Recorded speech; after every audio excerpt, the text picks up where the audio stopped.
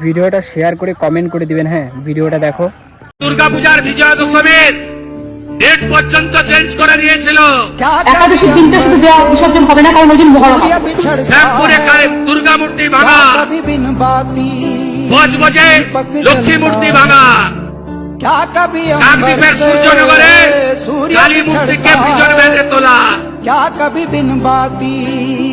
दीपक जलता है মন্দির বাজারে জগদ্ধাত্রী মূর্তি ভাঙা,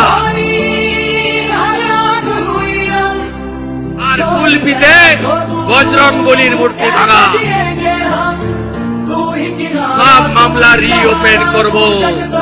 আর মা কালীকে যে পুলিশ অফিসার পিছন ভ্যানে তুলেছিল, তার মা কালীর এই বঙ্গভূমিতে কোন স্থান হবে না।